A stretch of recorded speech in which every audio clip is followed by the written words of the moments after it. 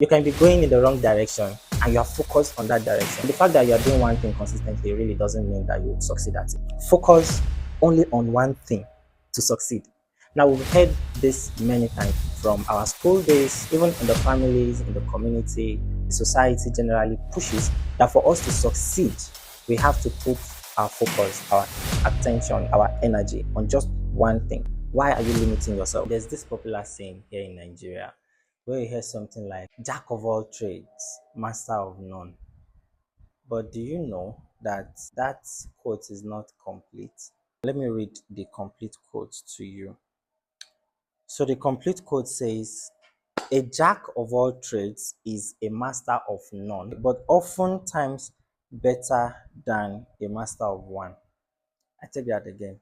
A jack of all trades is a master of none, but oftentimes better than a master of one. When you look at people sometimes who have interest in many things, and you're wondering, okay, this person is doing this person is doing that, this person is doing this other thing, and you're asking yourself, does this person have focus at all?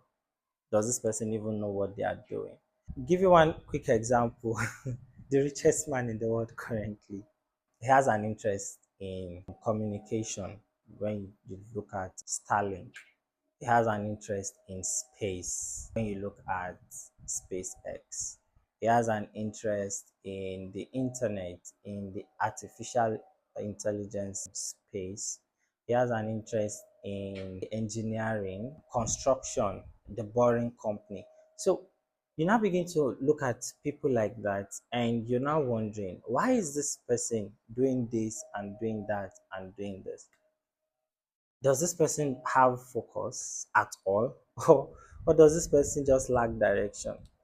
And there's a word for it. It is called multipotentiality, or as you would pronounce it here in Nigeria, multipotentiality. Basically, what it means is having the ability to do a lot of things because you have interest in a lot of things. And multi potentiality can be like a two-edged sword. It can make or mar. It can be a blessing or maybe a curse. It can help one achieve a lot, and at the same time, it might make one achieve nothing. The essence of this video is to look at multi potentiality actually, to look at when you have interest in different areas, how do you integrate them? What systems do you employ to integrate your interests, especially for builders? If you're building things, you're building solutions, you're building organizations, if you have passion for solving problems, and you're not just looking at one problem, you're looking at two, three problems, who knows, maybe even more, there should be a point of intersection. There should be a point where you are able to integrate all the stuff you're working on. And that's the essence of this video. Why multi-potentiality is not confusion. Now, there is a popular myth. It says focus only on one thing to succeed. Now, we've heard this many times in different ways from our school days, even in the families, in the community, the society generally pushes that for us to succeed, we have to put our focus, our attention, our energy on just one thing. And we hit that one thing so hard consistently until we succeed at it. While this is true, sometimes the fact that you're doing one thing consistently really doesn't mean that you would succeed at it, because there are times when you focus on doing something and you are doing the wrong thing. You are doing the wrong thing for the right reason. You can be going in the wrong direction and you are focused on that direction. You're not paying attention to anybody. You block your ears to the beckoning of others. You do not care to read the signs, or you just focus. You can go a direction all your life and end up going the wrong direction. So the fact that you focus on one thing does not necessarily mean that you would succeed in life, and it still does not mean that you would succeed at that thing.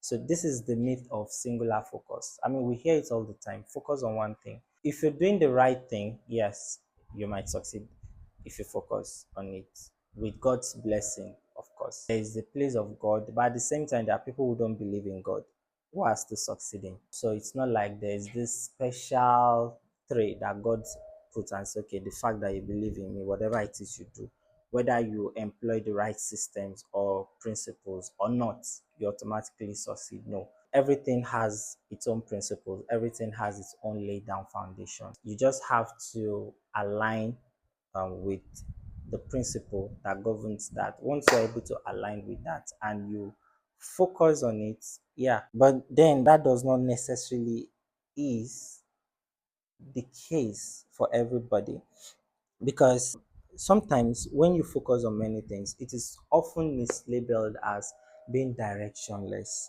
Many people even think building across different industries, building across different areas of interest does not make sense. They feel like there's no way you can succeed doing that. But if you really look at it and you think across disciplines, you think across industries, it becomes easier to connect ideas. It becomes easier to connect this solution to that solution. And then while you're solving a particular problem in this field, another problem in that field, you find yourself sometimes at an intersection, call it an intersect of industries. So you want to travel to space, for instance, you need transportation. That's an industry.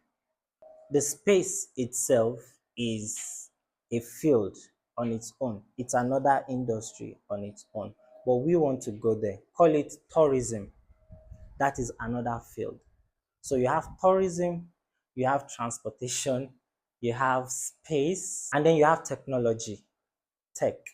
There's engineering as well. So I mean, there's like 4 to 5 different fields, and then just at the middle of 4 to 5 different fields, you have SpaceX. One solution that affects 4 to 5 different industries. Multipotentiality. And this is the power of integration. This is the power of integration. So it's actually possible to have interest in different fields and yet connect ideas. Okay. Now, the real issue there is not doing many things. Where the problem lies is when you're doing so many things, but you're not able to integrate what you're doing. If you cannot connect, look at it like an ecosystem. Let's go back to the design of the world. How did God originally design this whole thing? Study the ecosystem, for instance. Let's say you have a plant. Let's just start from there. You have a plant. It's green, and then a goat needs to eat the grass to survive. The goat eats the grass. Now, the grass supplies what the goat needs to live. The goat eats the grass, and let's say a lion wanders, around and sees the goat. Lion is hungry. Lion catches the goat, eats the goat. Now, the lion has eaten the goat, and then after a while, the goat and the lion dies. When the lion dies, vulture comes to feast on the dead lion. The vulture eats the dead lion, and the vulture grows old and dies. Or maybe man kills the vulture to eat, or the eagle to eat, depending on what is eating the lion. Let's say no man kills any of them, but then they die by themselves. I'm just trying to paint a picture for you. At the death of the vulture, microorganisms, the bacteria, would still need to feast. Those ones will now feast on, say, the vulture. While they feast on the vulture decomposes and then forms some form of manure to the soil, which the plants would require to grow. So you see, it's an ecosystem. Everything was designed to support another thing. Nothing exists in isolation. Nothing ends in isolation. Nothing exists just by itself for itself. In the blueprint, in the original design of God, we see this in nature, right? And when you build across industries or when you build across solutions, let's even start from there, even if it's within the same industry, it's important to have this mindset of integration and work with it. When you have the mindset of integration, then you understand the fact that you don't build for building's sake. You don't build a solution in isolation. You build solutions across problems in such a way that they interact with each other. A quick example of what I'm talking about is what we are currently doing at Terainz Healthcare. So at Terainz Healthcare, we have Care Team Africa, we have SafeMeds, and we have Care Support Initiative. Now, these are three distinct solutions to different problems, but then they are connected in a way. Let me explain. Someone is an African in Africa, grew up in Africa, and you're already used to the idea of I'm sick, but God will heal me, you know, or I'm sick, but I don't want to go to the hospital, or I have a business, I have a shop, I don't want to spend time going to the hospital, queuing for long, stuff like that. And you just decide to wait it out, to consider other sources or means of getting better, consider the traditional healers and whatever. Many people don't go to the hospitals for different reasons. For some people, it's not really because they just don't want to go to the hospital. They've gone to the hospital at some point and they've been treated poorly. They've had experiences with certain healthcare professionals who spoke to them rudely or in a condescending manner, or who treated them badly, poorly. Some people, it might not even be them, it might be what they've heard from other people's experiences. And they're like, look, if this is what they do in the hospitals, I don't want to go there. If this is how they treat people in the hospitals, I don't want to experience it. Now, that is one of the reasons that people would not want to go to the hospital to seek care. But growing up in Africa, you would understand that we have amazing healthcare professionals in Africa. Very, very amazing, talented healthcare professionals. And they're doing a lot. But oftentimes, the tools that they need are not really up to standard. They don't really have the kind of sophisticated facilities that they need to do some of this amazing work that they're supposed to do. And because of that, you find that people who are supposed to go to the hospital to get diagnosed and their conditions caught early and treatment starts promptly, delay treatment only until it has gotten to their neck. Nigeria would say, you don't press them for neck. That's when they say, let's go to the hospital. I know someone who had a case of appendicitis, and instead of taking the person to the hospital, the person was taken to the church, stayed in the church for days until the case became serious, and it was like, if nothing is done, this person is going to die. That was when it dawned on them that, look, let's go to the hospital. And this happens to a lot of people. I mean, you can also relate. You can also, I'm sure you maybe have at some point you've experienced that, or you know someone who has been in that situation. The person has been there. Maybe you have been there. And conditions that could have been caught early often get delayed. So when you now get to the hospital, The healthcare professionals are there, sound, intelligent, they are ready to do the work, but the tools that they need to do the work is not readily available. What happens? You find increase in the rate of mortality, death rate rises, people die, not because the professionals are incompetent, and people die, lose their lives, families lose their loved ones to stuff like that. And that is one of the issues we are trying to address with Care Team Africa. So at Care Team Africa, we're looking at health education because we believe that when people are empowered to take responsibility for their health, they can make better choices. You're able to make more informed decisions regarding your health. You're able to take responsibility for your health.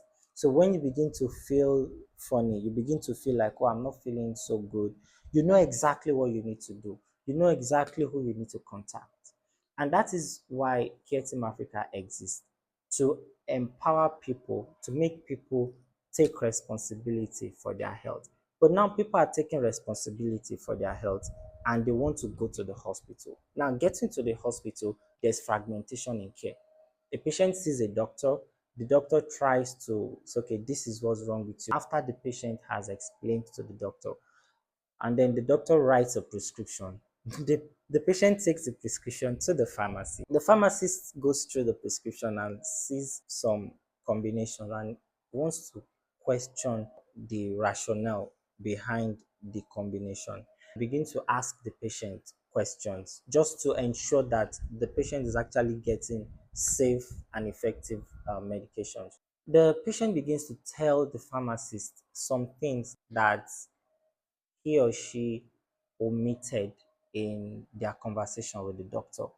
It's not because the doctor does not know what he's doing, but the doctor did not have access to this new information that the pharmacist has access to.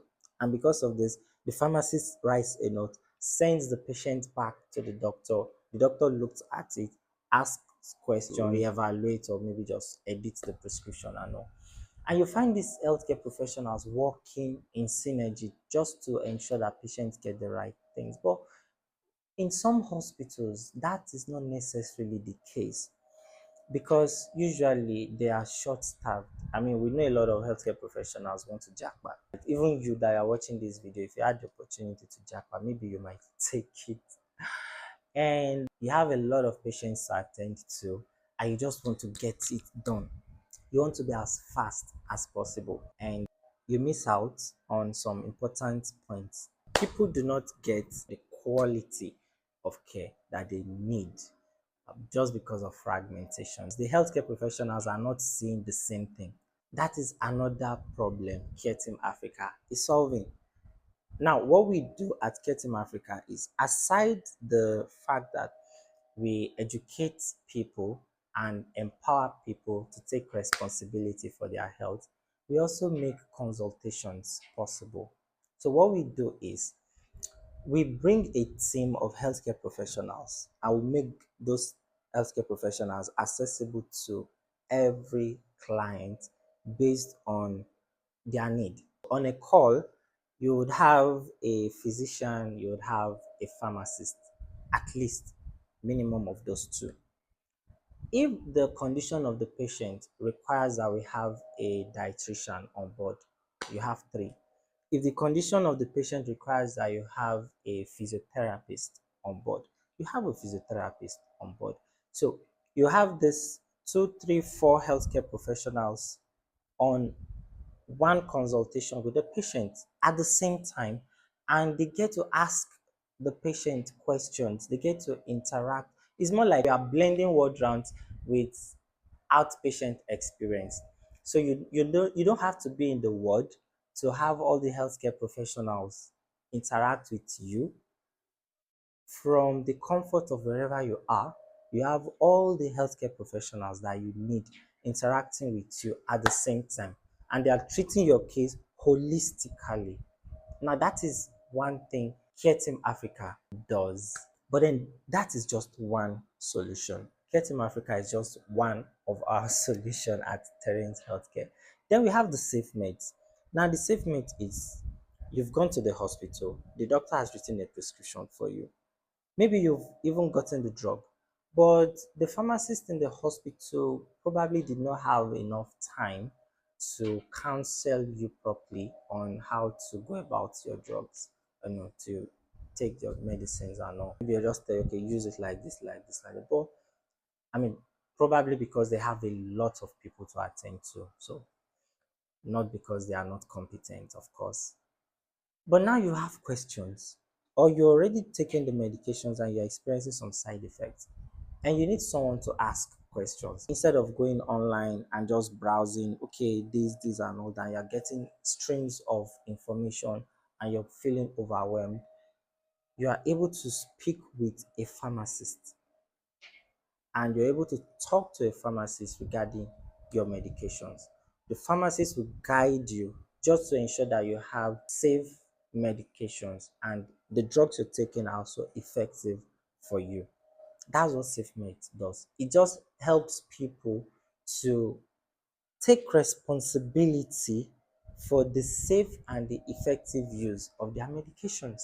So you see, we have one solution handling one aspect, another solution handling another aspect. Then we have care support initiative. Now for this one, you are going to the hospital to visit a friend, a colleague, a sibling, a family member, an acquaintance, and you don't know what to take along.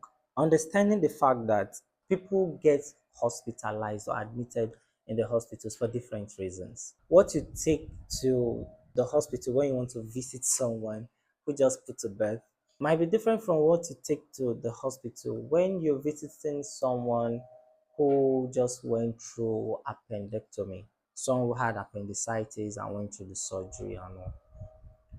They are different. Or when you have someone who, a sickle cell warrior, for instance, who has been hospitalized for crisis sake, right? And this is where care support initiative comes in because now you not only know what to take to the hospital for them, because now whatever it is you're going to be taking has to be something that is safe for them and would help them recover faster. But then at the same time, you also get guidance on what to say when you get there. Because we understand the fact that when it comes to treatment or for people to get better, it's not just about swallowing pills or taking medications. There's a place of emotional support. There's something it does to the body when you know that people care about you and they show up for you. So, when you want to show up for someone in the hospital, it is important to show up and show up right. Now, this is just an example of how we've integrated different solutions at Terainz Healthcare. Now, we have the Care Team Africa, we have the SafeMeds, and then we have the Care Support Initiative. Now, there are still some other solutions that I'm not talking about in this video. But then the point is this: whatever it is you are building across whichever industry or industries you're building, find ways to integrate your solutions. Find ways to bring everything together, understanding that it's all an ecosystem. It's an ecosystem. No solution should exist in isolation. Now, there is multiplicity and then there's integration. How do they interact? Something that causes overwhelm. It's not really about doing too much. It's not really about doing too much that makes you feel overwhelmed. It is when everything you're doing does not feel connected. Then you get overwhelmed. Then you get frustrated. And you're like, what am I doing? What am I doing? How do I fix this? I'm doing this, it's not working. I'm doing this, it's not working. Or maybe this is even working, that is working, that is working, but they are just so separate. You're not able to bring them together. You would feel overwhelmed because whatever it is you do, if you're going to be putting in 100% into this, you have to put in 100% into this. You have to put in 100% into this other one. And you find yourself depleting yourself. You're depleting your energy. You're getting depleted, and you get frustrated, you get agitated, and before you know, you get overwhelmed. And if that is not managed, depression can set in. And if depression is not managed, suicidal thoughts. If the thought of suicide is not managed, checked, God forbid, a lot of people have committed suicide because of the pressure they felt in building organizations, on building solutions to problems. The society already has a lot of expectation, especially when you're building something and people know that you're building something. There's this unspoken expectation. There's this unsaid expectation that look, you have to succeed. This has to work. If this does not work, we're going to laugh at you. We're going to shame you. We're going to tell you you have nothing to do with your life. We're going to do a lot of things to hurt you. And people shut down because of fear.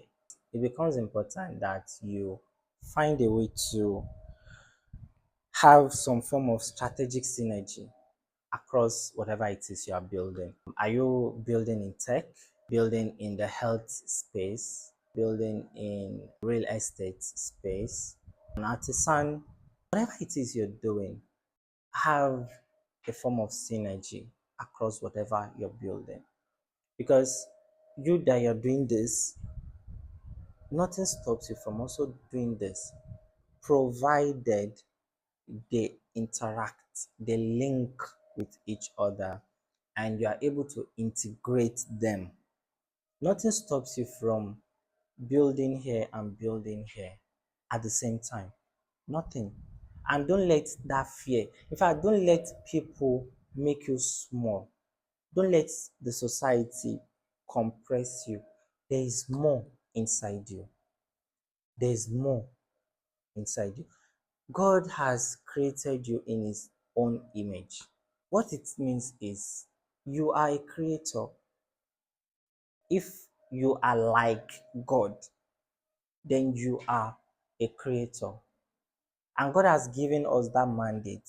He says, be fruitful, multiply, have dominion. So, what exactly is it that is going to box you up and you would allow it? Is it the voice of people that don't really care about you? Or the thought that some people somewhere might laugh at you? Mhm. What if they do? What if they laugh at you? Are you going to waste all this creativity that you have, all these amazing ideas that you have? As I'm talking right now, you're probably thinking about something you could have done that you've not done, or this other thing that you wanted to do, but you were like, can I really do it? Of course you can. There's greatness inside of you. Bring it out. Bring it out. The world is waiting for you to solve that particular problem you've been eyeing. And you know the funny thing is, if you don't solve that problem, someone else will. And guess what? You'll be among the people that will pay to use it. Have you ever had this experience where you had an idea to do something, that nudge was there, and you delayed? Nah, I'm not ready. And few weeks later, you find someone doing that same thing. So the way I feel like this whole thing works is like when an idea is coming from heaven, it enters the cloud. And for those who are connected, you're able to download automatically. That's why sometimes you're in your shower and an idea hits you. Sometimes you're sleeping as you just wake up, an idea just drops in your mind. Sometimes it's while you are cooking. I've had ideas while I was sweeping. I've had ideas while I was doing the most random things. But guess what? You're not the only one having the idea. So the idea comes like something charged in the cloud, you are connected, you download, this other person downloads and all. So it's now who acts on it first and who implements it better. The sky is big enough for all the birds in the world to fly. Why are you limiting yourself? The fact that someone else is even doing it does not mean that you can't do it. You can do it better. You can incorporate something the person is not doing. What's the essence of SWOT analysis you learned in school? So, whatever it is that you're building right now, there is more. And it's after you've climbed the mountain, you've gotten to that peak, that you begin to see other mountains that you are yet to climb, that you can still climb. There are some mountains you can't see while you are in the valley. There are some mountains you can't see if you don't climb some mountains. You have to climb some mountains to see some other mountains. My spiritual father said something one time, Apostle Femi Lazarus, in a meeting, and he said, the reward of a job well done is more work. If you have something to do and you do it well, you have more to do. God will even be able to trust you with more. The fact that you've gotten this idea, you've executed it, you've solved a problem, means you have the capacity to do more. Then he can trust you with a larger problem, a bigger problem. You do that one, you get more. God will not say, oh, because you've done this, it's fine. No, there's always more. And I want you to understand the fact that whatever it is you're building, someone somewhere is desperately waiting for it to come out. Someone somewhere is desperately waiting for your solution. People are going through a lot. Breakthrough innovations actually often happens at the intersection of disciplines. And integration transforms multiplicity into power. So you could have this and this and this and this, but if you're able to link them up together, you are doing well. When it comes to a conversation like this, you would understand that we have about two categories of people in this regard. You would have the scattered and the multidimensional.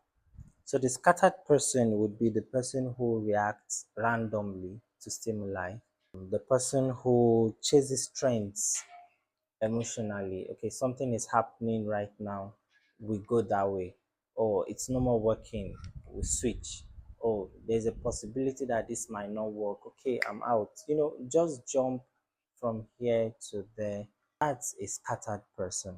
Someone who lacks central direction, because it's important in life for you to have a central direction from where every venture you go into find some sense of guide or direction.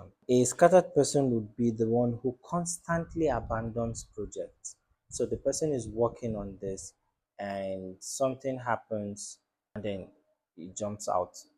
Take, for instance, someone who bakes. The person bakes, makes cake, does other pastries.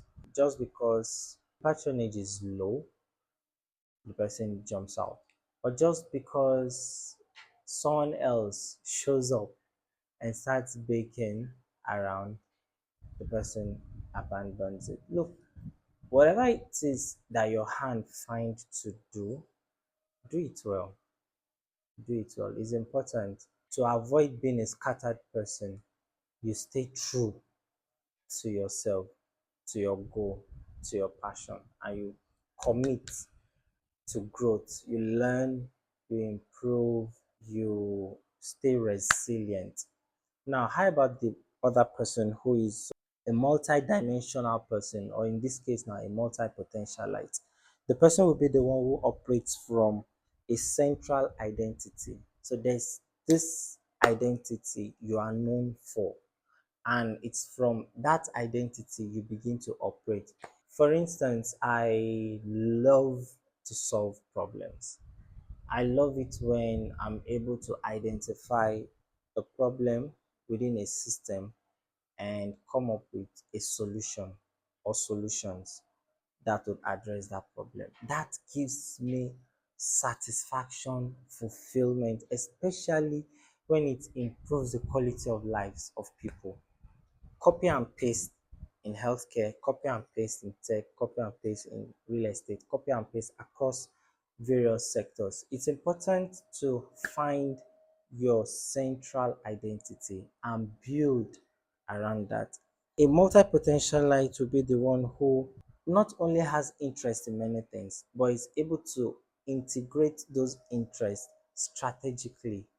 And when I say integrate those systems strategically, I mean you're not just bringing systems together, you're not just bringing your interests together, but you are positioning them in such a way that they are structured and in a way that they feed each other and in a way that they serve the greater good. And you understand that every solution you build is a part of a whole. So that's strategic because you're not doing it randomly. Let me give you an example.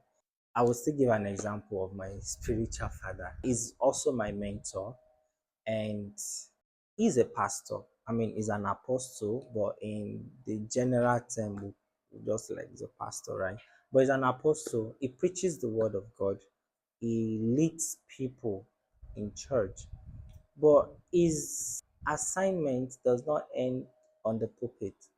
Now, he does the church thing, preaches in church, and then he runs a podcast.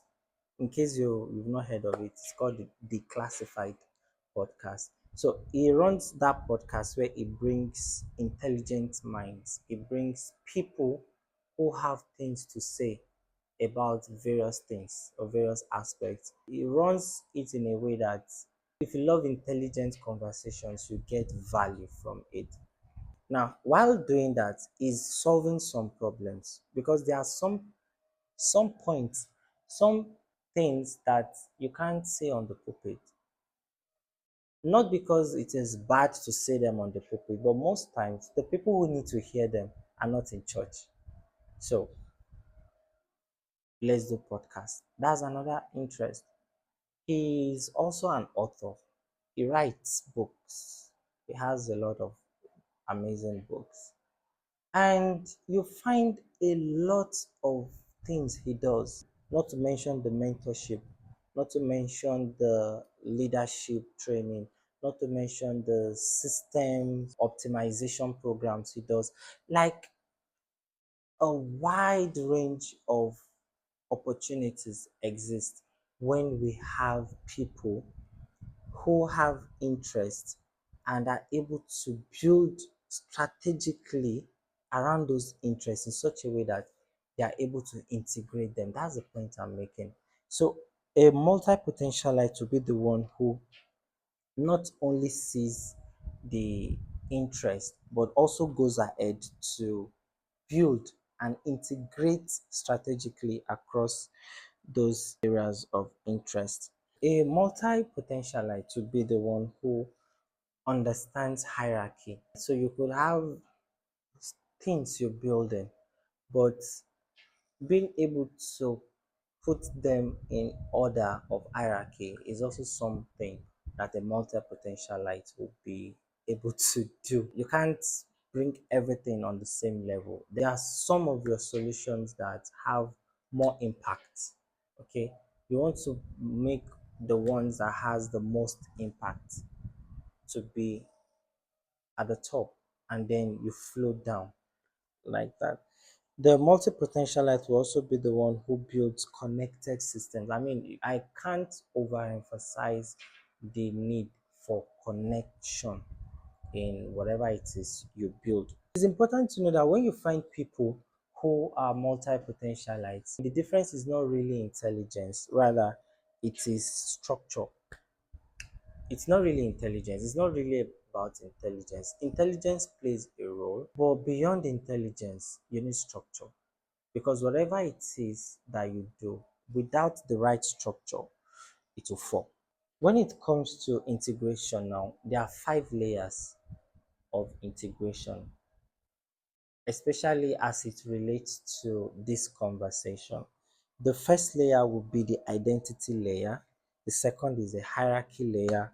We have the systems layer, the energy layer, and the integration layer. These are the 5 layers of integration, and I'll just quickly talk about them briefly in this video. So the identity layer is where you try as much as possible to define your core mission. You want to find your identity. If you have this and this and this as your areas of interest, or you are building a solution in this or a business in this aspect, and what is the core mission? What exactly are you trying to achieve? For Terainz Healthcare, for instance, we are passionate about building the future of healthcare in Africa. That is our goal. We want to build the future of healthcare in Africa. And how do we want to do that? Or what do we want that to translate to? We want every African to be able to have access to the right kind of treatment and to take responsibility for their health. This is the core identity for us. And if you are able to identify your core identity, it becomes easy to pick parts of your interest that would align with your identity. So, the identity layer, the first thing there is the core mission. Who are you fundamentally? Before your project, before your career, before your solution, before whatever it is you are building, who are you? I love to solve problems. I am a problem solver. That gives me joy. How about you? You need to identify the center of integration. Everything else must orbit around who you are. Everything else must orbit around that central identity. Now, another aspect of the identity layer would be the strategic filter. Now, when you have a core mission, then you understand that not everything goes. There should be a filter that allows for some things to go through and for some others not to. Because the thing there is this: if you don't have a core mission, you'll find out that opportunities will become distractions. While an opportunity comes up and you're working on this, you get distracted, you shift your focus to the opportunity, and you neglect what it is you were originally working on. That is a sad place to be. When you have a clear identity, it simplifies your decision and helps you to filter your priorities, because you know not every deal you need to take, not every interest you need to pursue, not every solution has to be you to bring it to life. So that's the identity layer, because once identity becomes clear, confusion reduces.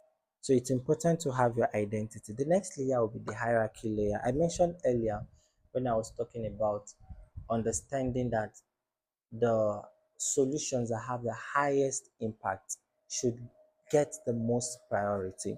So you want to look at the economic engine. What's that primary focus that would provide some form of stability? What's that thing you would do that would be the source of revenue? So if you have this business and this business and this business, or you have this idea and this idea and that other idea, what are you going to do, especially in identifying which one would be the primary source of revenue generation?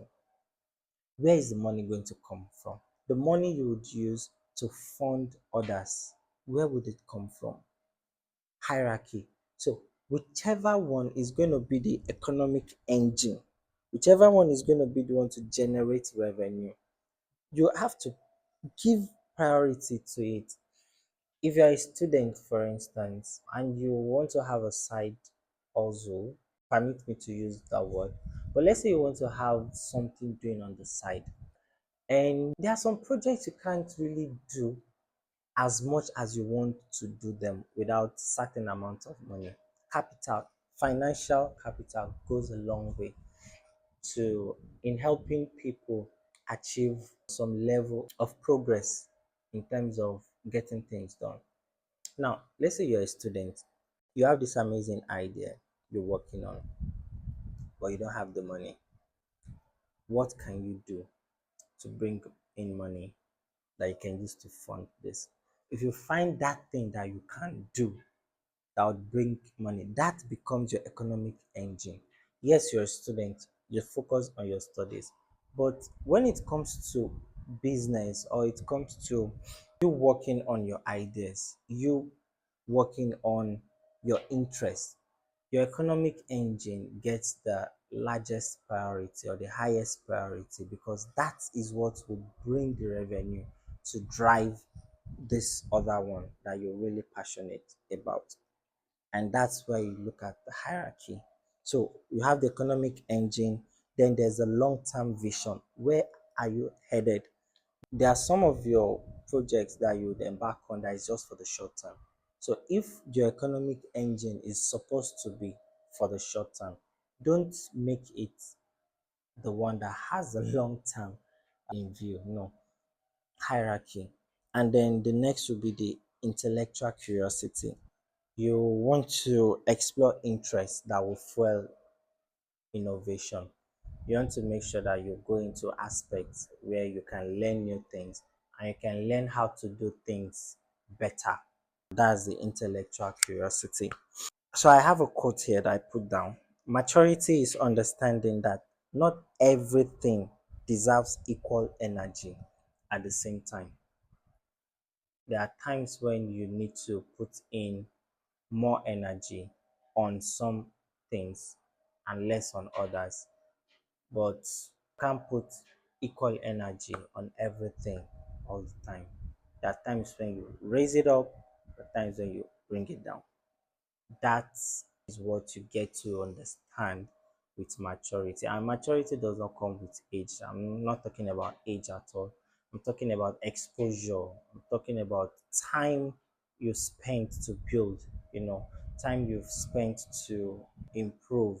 I'm talking about personal development. I'm talking about observing people, learning from people who have done it and who are doing it. These are some of the things that helps us get matured in our venture. So the third layer would be the systems layer, and that's where you look at architecture for complexity because now you're not just building, you're not just building solutions, you're building systems. And at that point, you are looking at things like scheduling, looking at things like execution, reviews, communication, learning. You're looking at idea capture. So at this level, this layer, you're looking at systems. You're looking at how can you do things in a way that you don't necessarily have to be there for them to run. How can you do things in a way that you can do them better? How can you do things in a way that people, your people, can do it as if it is their own? Like when you're talking about systems, it becomes even more interesting because at this point you now understand that talent without systems would definitely become overwhelming. When you have the talent, the ability to do stuff and you're doing this, you find yourself doing a lot, but you'd be drained, you'd be overwhelmed.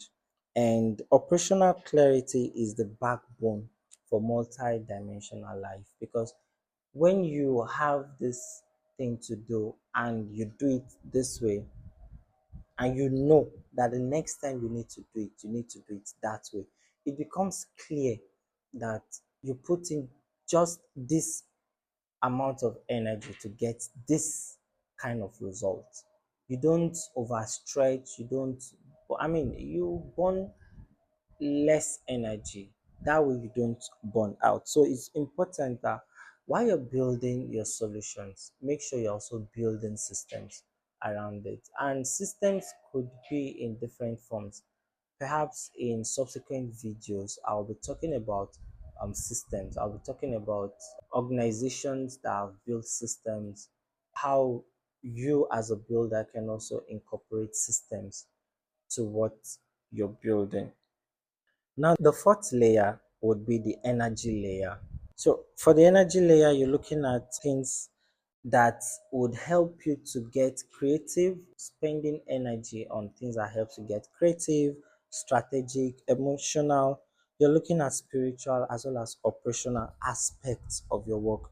And you know that energy is, in this case, should I say, more important than time, because life is limited by energy, and it's not just about time. Sustainability would definitely require that you understand your energy cycles. How do you avoid mental fragmentation? How do you avoid exhaustion? Because even if you have the whole time in the world and you don't have the energy to do anything, then what's the essence of the time?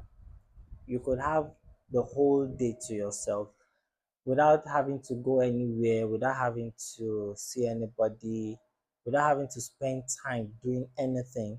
But when you have important things you need to do, but you don't have the energy to do, then what's the essence of the time that you have? So, in this regard, energy becomes more important than time, and you want to protect, preserve, conserve your energy as much as you can. You can't afford to deplete yourself. That's the energy layer. You understand that rest is not laziness. There are times I just decide to rest. I just want to rest. It's not because I'm lazy, it's not because I'm not doing a lot. It's because I understand that the energy that I would get back from that would actually help me do more with less. Now, let's go to the last layer, which is the integration layer. The compounding ecosystem is actually something we need to look at, because your life should not operate like straight line. It shouldn't just operate in a fragmented way. Your life should operate like an ecosystem in such a way that everything feeds another thing, which ends up feeding this thing. And so everything is interconnected, everything has a role to play in every other thing. It's it's a web, it's an ecosystem. There are no isolated compartments, because at this point you now begin to understand that dimensions should begin feeding and strengthening each other. So whatever it is you're building, whatever it is you're doing, either you're a business person, you're learning new skills, you do this or you do that. As you're learning this and you also have interest in this, make sure they find a way to connect to each other. Make sure they have a way to feed and to strengthen each other. Give you an example. Let's say you like to invest. You like to invest and then you delve into forex, for instance. You go into trading, forex trading, or stocks or crypto, and you're doing that to get money. Money for what? Money to fund your business. Maybe you want to go into agriculture.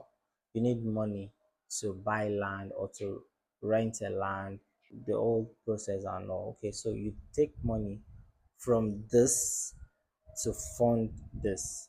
So you understand that whatever it is you are doing, trading, whether it's crypto, whether it's forex, whether it's stocks, you are doing it to be able to feed agriculture, to be able to feed anything that you're doing in terms of your interests, in terms of your other ventures. And the agriculture you're doing it so that you can feed something else. That is an ecosystem. Look at the farmer, for instance. You have maybe livestock, let's say poultry, and we have the droppings. You use the droppings as manure for your farm, crops, and then on and on and on. So everything should feed something else and should strengthen something else. That's the point. I'm making. So this is the compounding ecosystem, because at this level it compounds, and then it just begins to increase. Now that is the integration layer. And you also need to understand that you need to move from competition to synergy, because you're not trying to get this solution to compete with this solution, especially for people who are already running organizations that have different products. You're not setting up competitions among your different products or brands in such a way that they compete with each other. Rather, you're looking for how they can synergize, how they can work together, how they can strengthen each other. That is the point. That is integration. At that point, you're not looking at ITEL competing with Techno. You are looking at how ITEL can develop an operating system that Techno can use. Its integration, synergy becomes important at this level. Now, when integrated, your dimensions are no longer competing for your life, right? They're not competing. Instead, they compound your impact, because at this point, whatever you do here has a ripple effect on other aspects. So I'm still coming back to the example about the person doing forex or stocks or crypto trading. Now you are doing it, you just a bit, tiny little bit profitable, and then you decide to, let's say, upskill, learn more, take a course, watch videos. You decide to practice, try to work on your discipline, try to be less impulsive and all. You build yourself in that regard. And what do you find as you begin to trade from a more disciplined standpoint? You begin to make more money from the market. And the fact that you are making more money from the market means you can afford to spend more money in investing. Invest more money on agriculture, more money in real estate. You can invest more money on yourself to upskill yourself. So at this level of integration, you understand that whatever effort you put in this aspect has a ripple effect that will touch other aspects. So whether you're in healthcare, whether you are in real estate, whether you are in agriculture, whether you are in banking, integration is very important. I'd like to mention quickly that you should embrace your complexity. The goal is not to become smaller for others' comfort. I wrote this down. The goal is not to become smaller to please others or to make other people feel comfortable. No. The goal is to become structured enough to carry your dimensions properly. So you have this dimension of you, this dimension of you, that other dimension of you. You are multi-dimensional. So the goal is to grow into that person who has capacity large enough to carry your kind of dimensions, to carry this aspect of you and this aspect of you. And that's where you find out, oh, this person is an investor, person is also a this, is also a this and a that. And the person is doing well. That is some level of development. At that level, you begin to carry yourself properly, especially when it comes to your dimensions, your different colors. Quick advice: it's important to bridge worlds. So when you build, make sure you connect disciplines that think beyond traditional boundaries. Don't limit yourself to your industry. Don't limit yourself to the rules that have been designed or laid down within your industry. Think beyond your industry. Think collaboration, think partnerships, think interdisciplinary or inter-industrial collaborations. Let me put it like that. So think beyond your industry, think beyond your discipline. It's actually something that would help you bridge worlds. And then when you build, also make sure you build ecosystems. Don't just build in isolation. Build across disciplines, build across problems, and find ways for integration. Now, it's also important that in your architecture you have structured plans that would help you reduce burnout. You don't want to burn out. You don't want to wear yourself out. You are too important, too special to die off like smoke. You are too important to fall sick. So, as much as possible, take care of yourself, take care of your health, take care of your mental health, your physical health, your financial health. Every aspect of you needs to be well taken care of. And rest, so that you can preserve your energy and build systems that would help you reduce the amount of energy you put in everything. Think automation when you build. Think automation. How can you automate tasks? How can you integrate? It is important that when you build large, build ecosystems. As I wrap up, I just want to say that structure is freedom. When you have structure, you are free. Structure is not something to bind you.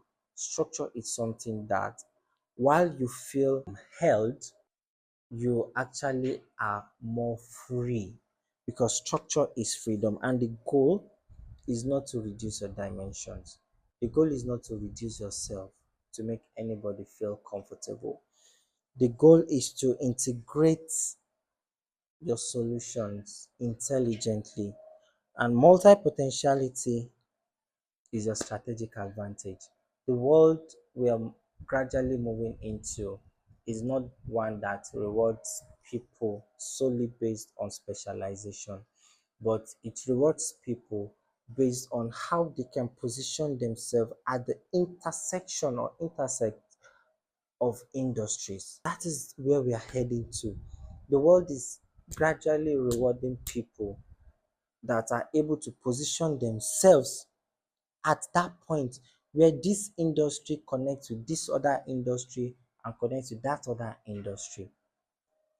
Are you just going to sit and wait for someone else to build the solution that God has entrusted into your hands?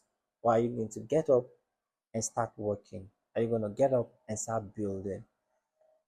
Life has more for you. There is so much work for you to do. And until you get up, take responsibility, understanding the fact that nobody else can do that which you are supposed to do unless you allow them to. So get up, think systems, think automation. Don't box yourself up. There's greatness inside of you. And this is the Terainz way. See you in the next video. Have a good one.